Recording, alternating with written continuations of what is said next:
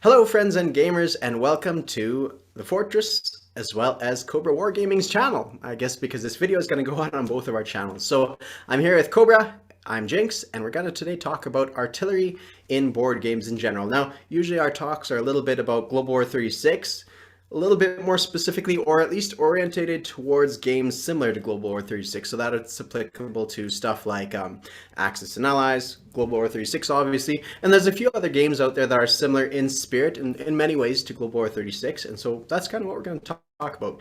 Me and Cobra both are designing our own kind of thing on the side, so a lot of these ideas we've already incorporated into our own games. I'm sure there's going to be some crossover there, and a lot of ideas. I just want to say too that a lot of ideas are naturally evolving ideas for everybody. So if we come up with something or we say something here and it turns out that you have been creating your own game that has something similar, well, it's just because good ideas tend to rise to the top, and we're all using the same playbook of history, so sometimes things will be similar. Okay, so what we're talking about today is artillery in the board gaming world, I guess. Yeah, So yeah. It definitely has, I guess, the way it's always implemented that I see it. Yeah, I guess with games similar to Axis and Allies and Global War, the units in general, because you want combat to be pretty simple and mhm. not have all these different weird modifiers, like units are pretty kind of what I would call flat in the sense Yeah, of you're rolling one die and some hit harder than others, yeah. and and then you have some little things like little I guess modifications made by, say, with historical board gaming. Their artillery usually uses the same concept as others, but they also add like the first strike rule, which Yeah, is that's right. pretty popular in their series, where they get Yeah, to shoot yeah. first and take out casualties, which I think has been pretty effective. I've liked it. I think so. Yeah, it's a good mechanic, I think. Yeah, yeah, yeah. Is that the first game that we know of that started out with that mechanic with First Strike? I don't know. I think, well, I guess Axis and Allies, to what I know, because you have like the submarines, which Yeah, were able yeah. to do that. But That's I true. think That's true. as incorporating it onto land, I think Hmm. historical board gaming may have been the first ones to do I think you're something right kind of because similar. yeah, I think you're right because I think Axis and Allies just gave the boost to the infantry, and then Global War 36 HBG included like the first strike. Good mechanic. I think it makes sense. Yeah, yeah. So Yeah, yeah. yeah. And I also like how it plays with terrain, where Hmm. um, with rivers, I don't think artillery are they No, don't they're not. suffer in that first round of No, combat. they Yeah, don't. No. so and it kind of represents like a little aspect of the tactical sense of, well, you're not trying to lug artillery over a river, it's Yeah, just going to shoot over that's that right. Yeah, river. yeah, yeah. That's right. Yeah. Yeah, for sure. Yeah, no, I like the system quite a bit. It makes sense. What did they do in Axis and Allies 1914 for artillery? They did something similar, right? They boosted up infantry as well. Yeah, it was just a Yeah, kind of 1940 combined arms where like that's concept right. where you just certain units. And then That's right. So although it was aircraft yeah, boosted up artillery. One yep, aircraft is not, yeah. So that was a. I like that mechanic of having like yeah, the observer plane, the dog fights occurring, and then the ground stuff. That was really cool. That was a neat system. Yeah, yeah, yeah, yeah. yeah. Yeah, HBG, if I remember correctly, they have a similar system for the 1914 map, if memory serves, when we did the playtest, something similar with aircraft. And I think that's just works all around quite nicely. So it's a good system. I like it. And I think that's Yeah. what's going to be natural is like people are using the same playbook. Like historically, that's what they operated as, observing planes for artillery. So it makes sense. I wanted to read a little quote here. I feel like I've read this once to you before as well, and I wanted to hear your thoughts on the subject. Let me find it here. Maybe I'll actually share it on the screen so that it benefits other people and so they're not just listening to my voice itself. Bum, ba-da-ba-dum. All right. So here's the quote. It's by Major General J.B.A. Bailey. So from the middle of the 18th century to the middle of the 19th century, artillery is judged to have accounted for perhaps 50% of battlefield casualties. In the 60 years preceding 1914, this figure was probably as low as 10%. So that means, I'm just saying this for my benefit, not that you need the explanation. It means that the artillery didn't do as many casualties, prior to 60 years prior to 1914. So from 1950 onwards, including the American Civil War, the casualties from artillery was as low as 10% in the battlefield. That's massive. The remaining 90% fell to small arms, whose range and accuracy had come to rival those of artillery. They just fired so quick at that point, infantry weapons, that artillery was not doing as many casualties. The British Royal Artillery, at over 1 million men, grew to be larger than the Royal Navy. The percentage of casualties caused by artillery in various theaters since 1914. In the First World War, 45% of Russian casualties and 58% of British casualties on the Western Front. So huge, right? It jumped right up. In the Second World War, 75% of British casualties in North Africa and 51% of Soviet casualties, 61%, and 70% of German casualties on the Eastern Front, and in the Korean War, 60%. That's huge. That's massive, right? So it tells you that artillery used to be quite important from the middle of the 18th century, so 1750 to 1850. Is it 1850? So 50% of battlefield casualties. After that, it drops right down, and then it picks itself up again. So that's pretty interesting. Yeah, definitely. And I mean, it kind of also goes with how, I guess it fits into with like the development of artillery, because in 18th century prior, without stuff like exploding shot, you're just an artillery piece, other than being like a anti-material device for like warships and fortifications. It's really just a big gun shooting a big projectile. Yeah, that's right. May or may not hit something. Yeah. Yeah, in Napoleonic times, they had canister shot, shrapnel, and all this other stuff that exploding shot, like you said, it just made huge damage in the battlefield. And then in 1850, when infantry weapons started to fire quicker, you could start firing from laying down position or behind walls and all this other stuff, right? Suddenly it just changed completely, and now infantry are doing, longer ranges, doing more casualties as well. So it's wild to think that way. And now, how does this relate to Global War 36? Well, it's on multiple different aspects, I guess, because are artillery sufficiently representative in not Global War 36 specifically, let's say, but in this genre, Axis and Allies games? Do we see them doing 50% of the casualties? And what could we do to make it more historically connect with the historical facts? What do you think? Well, one thing that I've always tried to, think about was like how in Axis and Allies style combat and like with what we see in Global War, we basically, you move everything into a territory, and it represents a long drawn out conflict. Yeah, that's right. Yeah. Where like battle lines are being established. Whereas and while you do get that, and I guess it's kind of like endemic with the game, and you can't really have like something shoot from another territory that often because it's representing such a big amount of space. Yeah. There is like a fact that artillery, like you don't wheel it around and use it like a someone would walk around with like a rifle. It's like a supporting device. You'll use it to like help out the infantry. Like you'll take a fort using artillery to support it, but the artillery is going to stay behind while the infantry then takes the fort. Then you may move the artillery up. So one thing I have kind of thought about is like a way to make artillery a little bit more of like, I guess, deadly, but also being more of like a supporting weapon. I guess with with combined arms and it boosting infantry, it's almost like if infantry were overall weaker units in general than they are right now, and then you would need artillery to bring them up to at least like a fighting I guess a decent fighting level. When I count artillery and their strength, I actually count them. They in global. We're using Global 36 as an example because the numbers are more fresh in our heads and such like that, and it's common ground is a little bit harder to find. But they have a value of attack 3, defend 3. But for me, whenever I count them, I actually count them as attack 4, defend 3. Because they give that boost to infantry. So it's like one extra pip of the dice actually goes to them.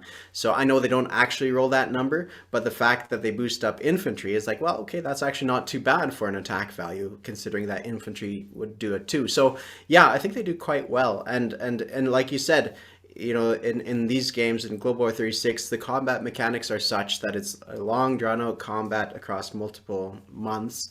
It's hard to reflect, the true weight of how artillery would function. Like, for instance, in these games here, American Civil War, as Napoleon War, you roll 2 dice 6 for every unit on the map. and your artillery gets long range, so you get to fire from the back row and different stuff like that. And so that's really cool, but the battles take forever as opposed to Global War 36. You just roll a mitt full of dice and you're done. Whereas this, takes forever because now it's like, okay, do I want to move these guys to the front row or keep them in the back row? And so it's like the design mechanic for Global War 36. The combat is simplified to some extent.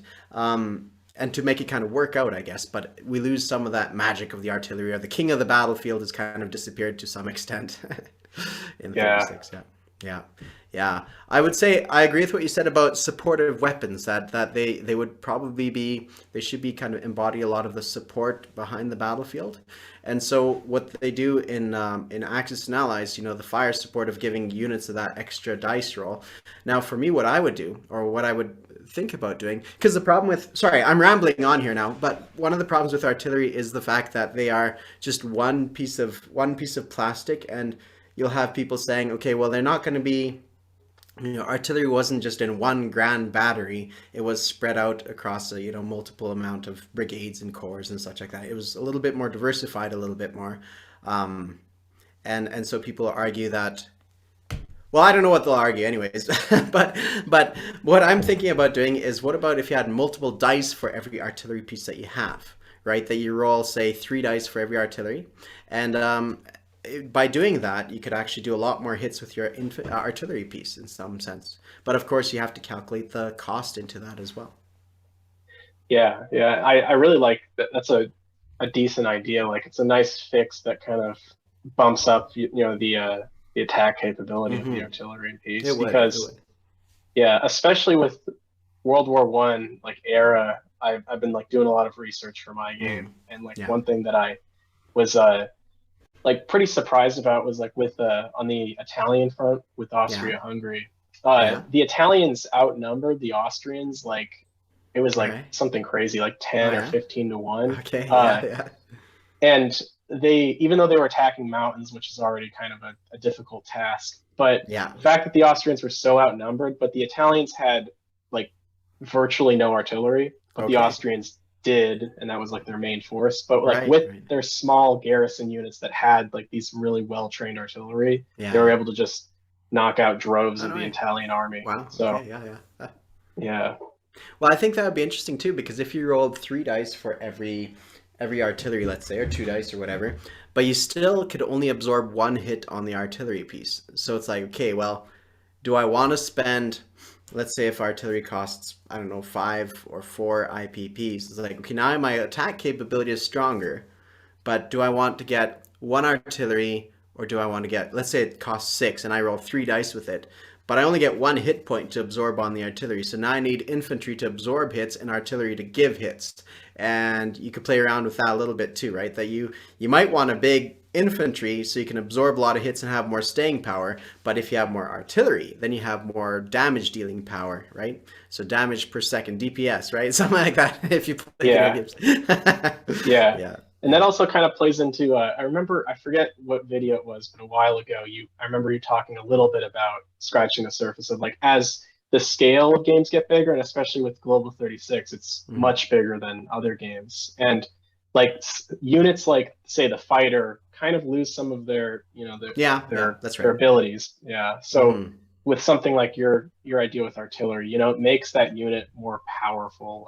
It gives it more presence. Right now, if I look at somebody that has a bunch of artillery, I'm well, they have first strike, so that's kind of something I gotta look out for. But other than that, it's just another piece. But with that, it's just 1 piece of artillery, and then you're reconsidering a whole battle. Yeah, that's right. Yeah. You are, for sure. And it also create versatility amongst your units. Your infantry are the staying power. He's got a lot of infantry, has staying power. Your artillery are the damage dealers. Your aircraft are they fly in and kind of unexpected. Ah, shoot, they're all coming in from 3 territories away. Didn't expect that. They're like the surprise, lightning strike, flying artillery in some sense, right? They're the guys that can get in there really quick. And then your tanks are they're blitz, they can blast through the lines, but of course they cost a lot, so you can't afford to have a massive army of them, but they break through the front and maybe get into some of those back areas. They all have their distinctive roles, whereas right now artillery, I think they're good. Don't get me wrong. I like artillery in Global War 36, but I think they could be a little bit more like expanded upon a bit more. Yeah, and I would say the same thing is applicable to ships as well. Like, I love the uniqueness of the ships, but they're all fairly standard. Light cruiser, this combat value, this bomb at this stuff costs this much. Destroyer, this and this and this. Heavy cruiser, this. It's like very standard. It's like you just get a larger version of the same thing and nothing too special. So it'd be nice if we had some more diversity amongst the abilities of all the pieces. Like, if the pieces are out there, let's make them more interesting. Yeah, Yeah. yeah. I remember it was before V3 came out, Admiral Seabass was doing a solo game of Global 36, Yeah. and I think to kind of like, I guess, experiment with new ideas, he had battle cruisers and light cruisers, but Hmm. then as like a little like side note was like battle cruisers got they had I think a target select of like one, kind of like a Nice. Yeah. tactical Sure. bomber, and Yeah. Yeah. then Yeah. light cruisers were anti-aircraft guns Right. built Yeah. in, so like I think that makes gives them sense. some Yeah. more importance. Yeah. Absolutely, absolutely, yeah, yeah. I think that's worthwhile doing, and that's not. I mean, yeah, like light cruisers, there are platforms that could be used for anything, but a common one was in a kind of anti-aircraft role, and I think that works out nicely. I like what you said too. As the map gets bigger, we have to look at questioning things that we took as doctrine before, like Axis and Allies. It makes sense, but now in Global War 36, it's time to start looking at things in more in depth, like aircraft, as you mentioned. Artillery could be another one, and ships, in some sense, are another one as well. Like when the early days of Axis and Allies Classic, you had your subs representing your sub packs or whatever you want to call it, your transport fleets, your battle cruiser, battleship fleets, your capital ship fleets, and was there something else? I Was it? think, yeah, aircraft carriers, but I mean, original game that was a no cruisers, no destroyers. Yeah, Like, exactly. Yeah, yeah, yeah, yeah. Yeah, they just represented battle fleets in some sense. And now we've moved on quite a bit further away from that. That'd be nice to see more complexity. Anyways, going back to artillery. So another one worthwhile talking about, I think, would be anti-aircraft, because I'd consider that as part of artillery. Now, one thing I think a good strategy for me when I design expansions, or not that I'm doing too much of anything, but when I'm designing my board games, my philosophy is there's two factors behind it. Anyways, the second factor is um, everything you add adds complexity, but it also has the potential of adding flavor and entertainment, right? So it's like minimal complexity with most entertainment and flavor. And now the way I describe flavor is like special units that do something a little bit interesting, some sort of romantic kind of gesture in some sense. Like, well, the a specialist German or commando unit, or like the black shirts that the Italians have, or something along those lines. Something that gives some immersive quality, and then entertainment is just generally kind of enjoyment of the game. And complexity is like, well, now I have to dig through like 3 pages of rule books just to get the fine features of, okay, I can't build it in this stuff, right? It's like, yes, it would be cool if all of Canada, let's say, if Quebec and Ottawa and Ontario both had a minor factory, but maybe I should just combine them into a medium factory in Ottawa and just say good enough, right? That kind of level of complexity to entertainment value. When it comes to artillery, I sometimes wonder if adding that extra unit for artillery is worth it, especially since anti-aircraft didn't function as like bodies of anti-artillery batteries. By nature, they were split up and spread around quite a bit, and often, like in the German army, the anti-aircraft was actually part of the air force, not part of the ground forces. And so I think it'd be interesting if instead of having an anti-aircraft unit, you take that away just to simplify the game, and that's just my personal preference, to simplify the game, open up the board a little bit, and actually give your artillery a dual purpose role. Say you can use them in this form or in this form, and that's what Larry Harris did with the War Room, where you have postures for your unit. Is like your infantry could go on defensive posture, and in that case he has one extra hit point essentially, or an offensive posture when he could roll an extra combat dice. And so likewise, the artillery had, do you want it in anti-aircraft role or artillery role, and you choose which one they would function. And that's actually a really cool mechanic as well. Yeah. yeah. I in my World War One game, I was like looking for inspiration, and I saw a line in the trenches tech chart, and in Oh yeah, that okay. he had he had artillery guns being able to be used as like special anti-aircraft guns, and kind of Okay. using that as an idea. Because so in my game, aircraft, especially like stuff like zeppelins, like they start Mhm. out pretty menacing because there's no way to Right. shoot them down, Sure. Yeah, fighters absolutely. Yeah. included. Yeah, yeah. Uh, but then later on with technology, you can research better like anti-aircraft defense, and with Mm-hmm. that, your artillery pieces now have that ability to shoot down aircraft. So Perfect. like, Yeah. and yeah, I like that fact because it's like it once you get that, it's like now artillery are like such a big asset because you can Yeah. start clearing out the Yeah, skies. totally, totally. Yeah, Yeah, yeah.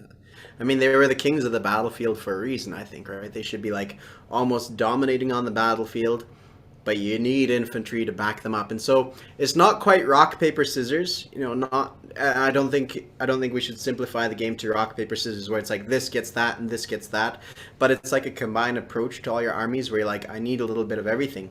And I think if we start seeing any battle force, land, sea or air, getting into monotype units, then it's like there needs to be some redesign here. You know, if somebody starts pumping out nothing but subs, nothing but destroyers or light cruisers or whatever, it's like, well, there's a mistake there that needs to be corrected for.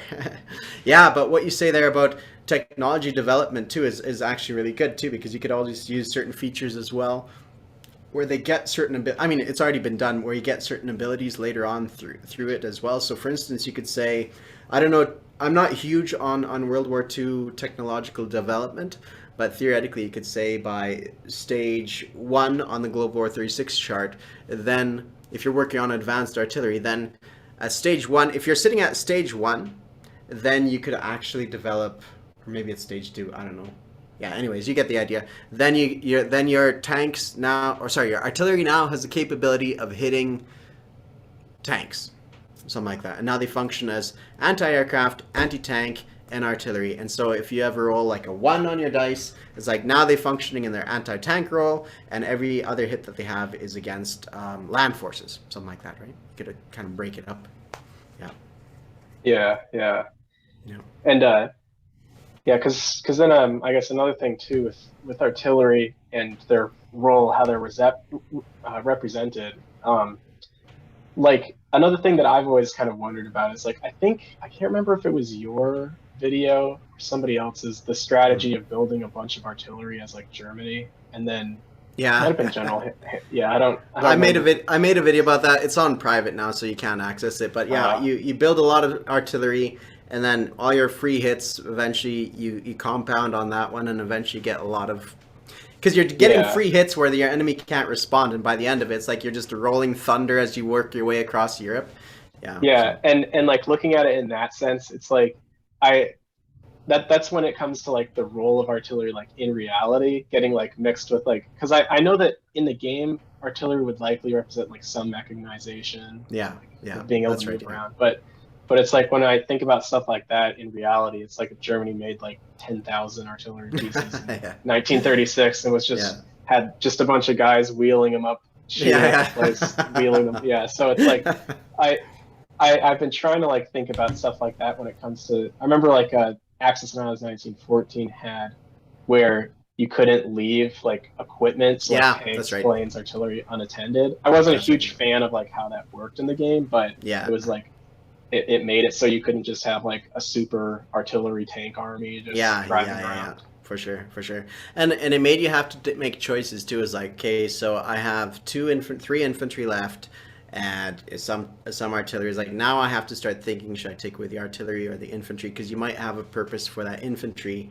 to kind of maybe move it forward and split into two territories or something like that. So I liked it, but also it was one extra little rule that you had to think about. And yeah, I don't know, I'm not sure. Yeah.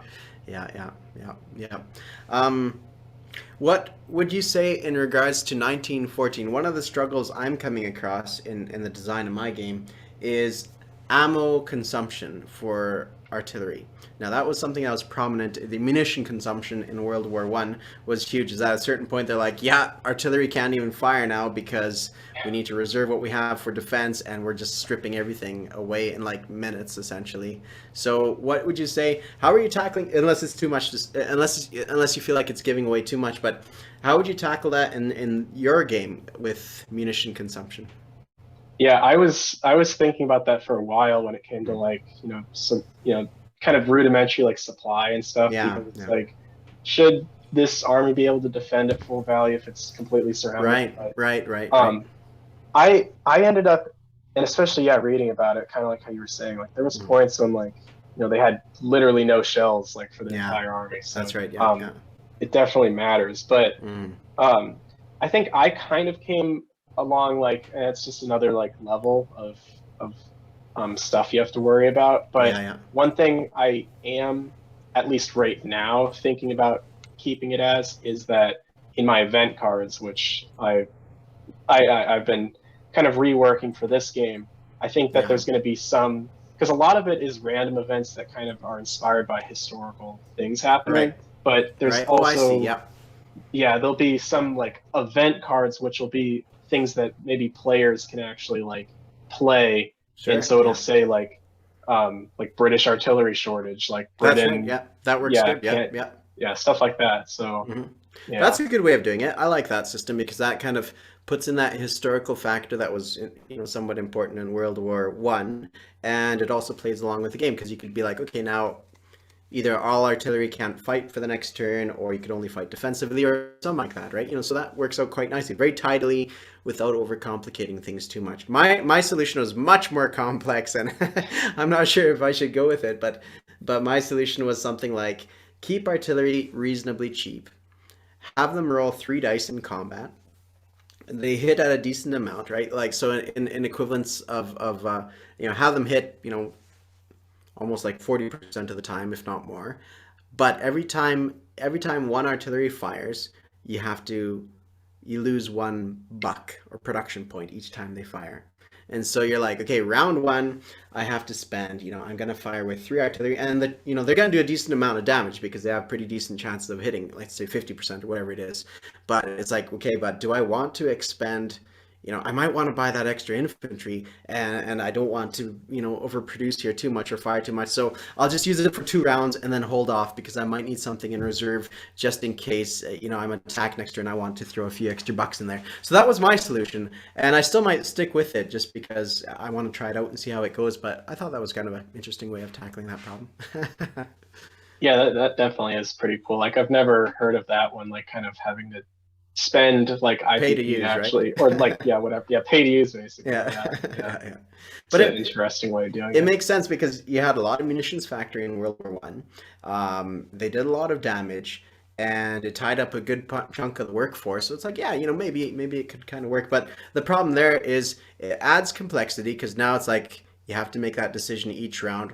Do I want to spend money? Okay, and then you have to spend that money, and it adds flavor, yeah, but is it worthwhile for the complexity that you add to the game? It's a lot more thinking that you have to do. But maybe, right? Like, it might be a thing worth doing. Right on. So we've talked about artillery. Now, we've talked about it in the context of this game. Now, in other games, what they've done is essentially just increase like the strength factor of what you're doing. So another famous one, Paths of Glory. All they do in this game is you're attacking with a certain amount of strength. You have 2 infantry and 1 artillery. Is that this game? That might not be this game. It might be something else. It might be something else I'm thinking of. But you add their combat factors together, and it's like this is how much they attack with, and that's one way of doing things for sure. Global War 36, they have it as a special unit, and there's different ways to tackle artillery as well. And everything we say here is just our opinion, of course. But I guess we've talked about regular artillery. I think advanced artillery is pretty self-evident. It's roughly the same thing.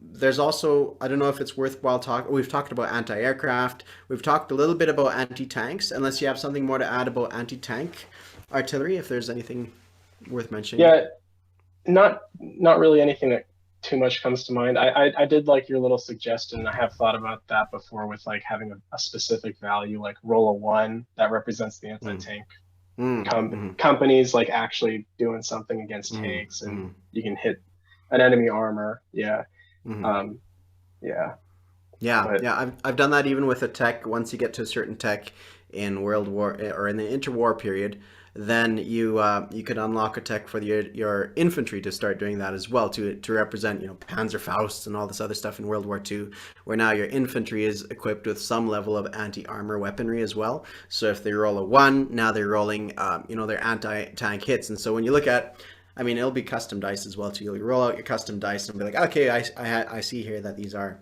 this result here, and so that means I have this many anti-tank hits that you have to take on something with a hard shell on it, and yeah, that's the way that's resolved. And then there's coastal artillery. Let's talk about coastal artillery a little bit. And what are your thoughts on that? Is that something that could be improved? Because in my opinion, fortifications in Global War 36 need fixing. Not in 36, just by 1914, and probably they fixed them in 1914, but I think fortifications need some massive reevaluation of how they function. What are your thoughts there? Yeah. And yeah, I thought that, and so in my first 1914 like modified Axis and Allies game, I had coastal guns, and they were a lot like Global 36, where basically amphibious landing, bombardment ships, and transports got. I think in my game it was 2 shots, and if they get hit, they're sunk. And so in my game, like what I found was, well, also in Global 36, because mine were pretty much the same, and so like and what I found was just like they don't have enough oomph sometimes. Like I think if like they were maybe more expensive and posed more of a threat. Like I remember as Japan one time in a game, I thought, you know what, like to protect all my islands, I'll buy coastal guns for all of them. It's like a decent, it's expensive but a okay investment. But then you just have the U.S. roll up, the 3 shots miss like every time, and I'm like, so there's definitely that. But and then in my game, my new one now, like artillery have again another dual purpose where they act as a coastal gun if there's a amphibious assaults in I guess I'll call it the powder keg because that's the same, but in the powder keg, like they have less chance of happening. They're not like they're really dramatic and not as important, so it's like but just in case, you might not want to attack a heavily artillery fortified zone. They can shoot up the ships. Yeah, I mean, that's worthwhile doing in World War One. I remember in several games, like I like World War One games quite a bit, so I've played both online ones as are like computer ones as well as board game ones, and there's always that potential that you can do your amphibious landings, but it's never going to really benefit you. That I mean, like the risks aren't quite there. The risks aren't worth the no. I don't know how to put it, but it was extremely difficult to keep them all supplied. And I think even in say in Global War 3, 1914, if you have anything similar in setup in regards to naval bases and such too, so you could always be like, I'm doing a landing in Normandy, but it's only got, in this case, it's got 2 ports in it. Normandy does. It's got like a major naval port and then a shipyard. So each of them could supply 3 infantry.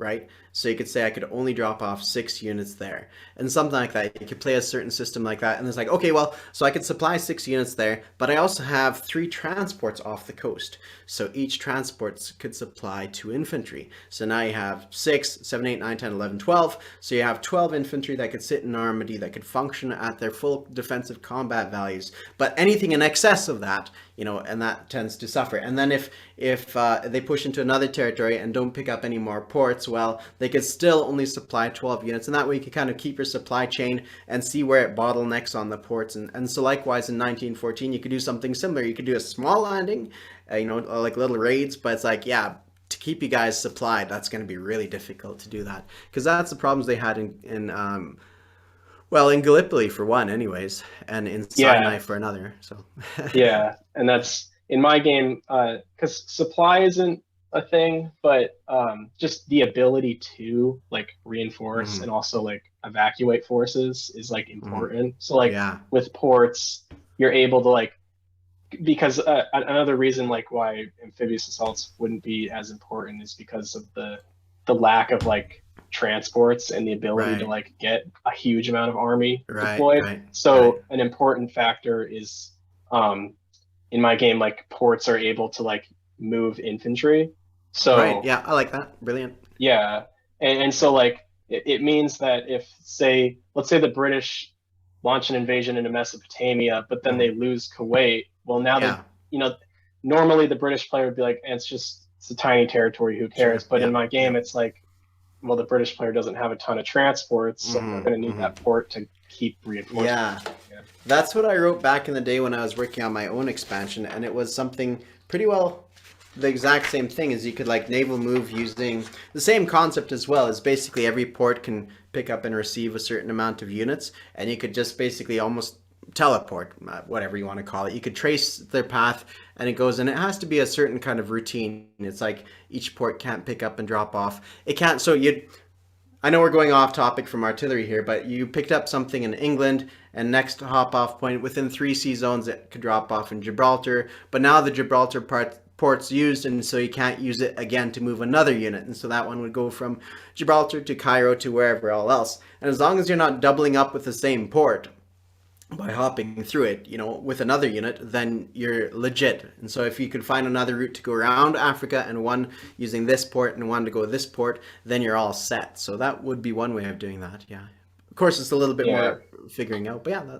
But anyways, let's go back to artillery and yeah, coastal artillery. So I think in Global War 36, the way coastal artillery work is okay enough, but it doesn't really. It's not really hugely inspiring. Like, it's good, don't get me wrong, it's a good feature and such, but it's one of those things I wonder if there could be a little bit more. But I don't know if I could think of anything a bit more, so maybe it's just good enough, right? I don't know. yeah. I honestly like the way that like its mechanics. I Yeah. think that I like them, like the fact that if it hits a transport, like now Yeah. you've just lost Yeah. 2 units plus a transport. That's right. And Yeah. then also the ability to shoot across narrow straits. I really like That's that because that's true. like you pile them up on a narrow strait, and now that's like a Mhm. very dangerous thing to Yeah. cross. That's right. Yeah. Uh, Yeah. Yeah. yeah, I but think they should tie in yeah, some way with artillery. That's one of the reasons I brought them up is like if you have artillery sitting in that territory and you have a coastal artillery present, then you almost get a boost to your artillery defense of that coastal area. I think that would be interesting as well, giving because I know fortifications normally give that boost, but I think it'd be cool to see artillery being boosted in some sense because of coastal artillery presence. yeah, and that makes sense too. Like it Yeah. would maybe represent, and I mean maybe you could even like simplify it in the sense of you've got fortifications which normally go on land borders, but Mhm. then you place a fortification on the coast, and now it acts as it's like fire control for You're right. artillery. It Yeah. also Yeah. represents entrenched infantry. Yeah, Like that's what yeah, I think too. Is like I think maybe it would be the way of simplifying it, but just say fortifications, condense coastal artillery and fortifications together, and saying if a fortification is built on a coast, this is what it does, and if it's built against a land border, this is what it does, and then that simplifies things to some extent, and you could still it would still work out. But I do think way fortifications work in my mind anyways, like if I was designing something completely from scratch, I would say, okay, so fortification prevents you from being hit because you have a concrete block between myself and the enemy's bullets. That's what the way I design it. But then it's like Global War 36 is like, no, no, no, it gives you a better chance of hitting the enemy. But shouldn't it be the other way around where the enemy has a harder time hitting you? So that's why I think, and of course, yes, you should have an easier time of hitting the enemy because you got little slits and such you could shoot from. But still, shouldn't that major factor behind it is you're protected from being hit, and you have it scoped out that you can hit the enemy a bit more. But now it's just one sided essentially, right?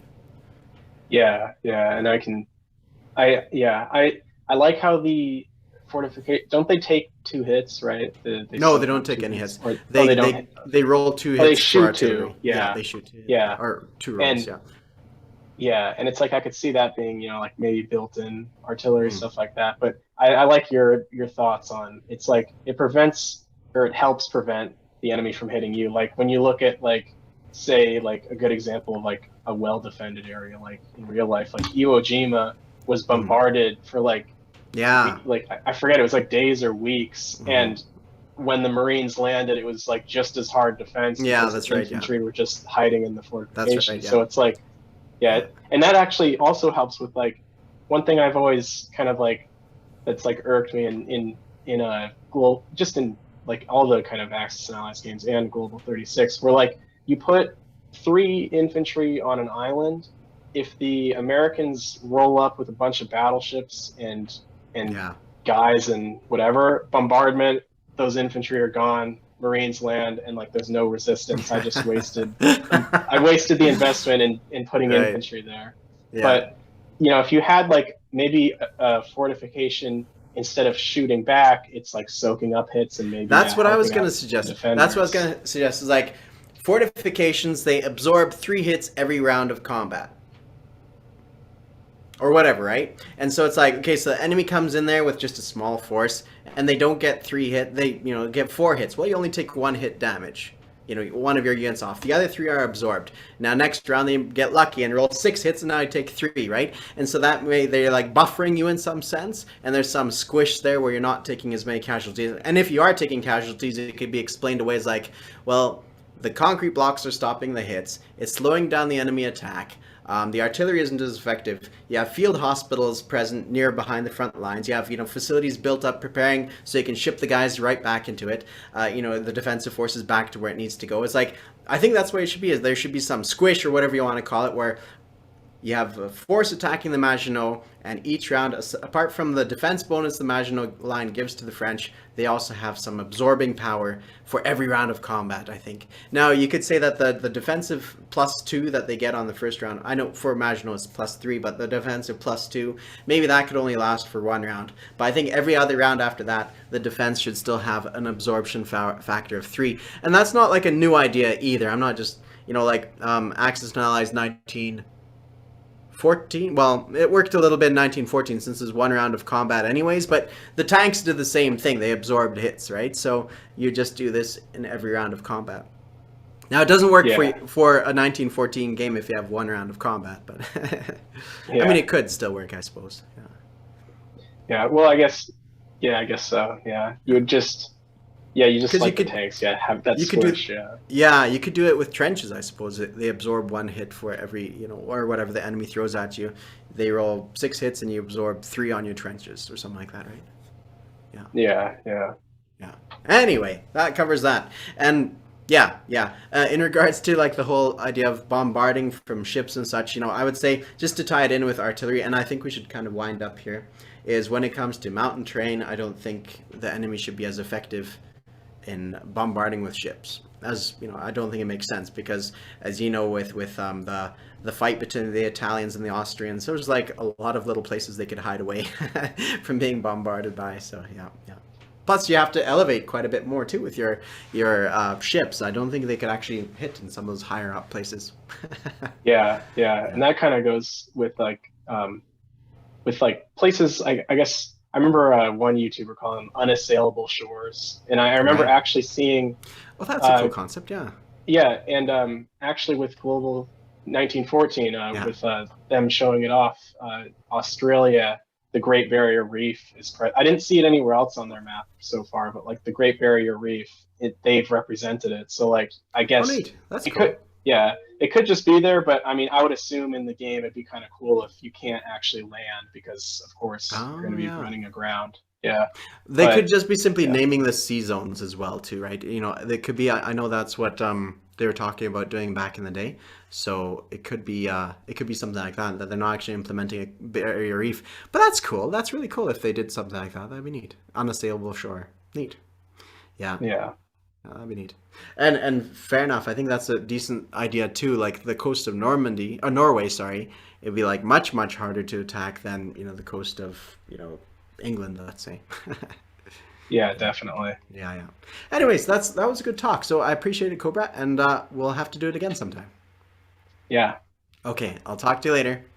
All right. See ya. Okay, bye.